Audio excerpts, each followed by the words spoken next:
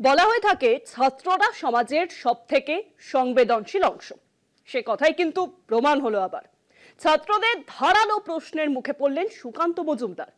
দেশের নাগরিকদের কি সত্যি মৌলিক অধিকার রয়েছে? দুর্গাপুরের ন্যাশনাল ইনস্টিটিউট অফ টেকনোলজিতে এক অনুষ্ঠানে এ কথাই সরাসরি কেন্দ্রীয় শিক্ষা প্রতিমন্ত্রী সুকান্ত মজুমদারের কাছে জানতে চান পড়ুয়ারা। এনআইটির ছাত্রদের বিকশিত ভারত ও আত্মনির্ভর ভারত নিয়ে পাঠ পড়াতে গিয়ে কার্যত মুখ পুড়ল বিজেপি নেতা সুকান্ত মজুমদারের।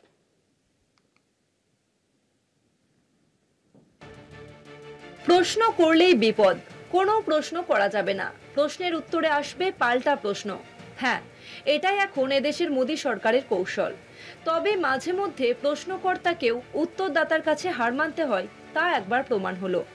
সব ঠিকঠাকই চলছিল দুর্গাপুরের ন্যাশনাল ইনস্টিটিউট অফ টেকনোলজিতে বিকশিত ভারত ও আত্মনির্ভর ভারত শীর্ষক অনুষ্ঠানে কেন্দ্রীয় শিক্ষা প্রতিমন্ত্রী সুকান্ত মজুমদার অনুষ্ঠানে উপস্থিত ইঞ্জিনিয়ারিং পড়ুয়াদের কাছে আত্মনির্ভর ভারত এবং বিকশিত ভারত নিয়ে সমাধান জানতে চান।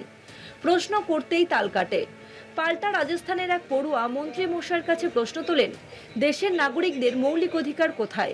मौलिक अधिकार बहुत है ना, जहाँ पे देश की सबसे बड़ा मौलिक अधिकार है कि हमें बच्चों को ना एजुकेशन ही नहीं मिल रही है। एजुकेशन मिलने के लिए जैसे राजस्थान में केस हुआ था जहाँ पे बच्चों के स्कूल में पढ़ रहे थे, वहाँ पर छत आके गिर गई, वहाँ पर 7 बच्चों की मौत हो गई।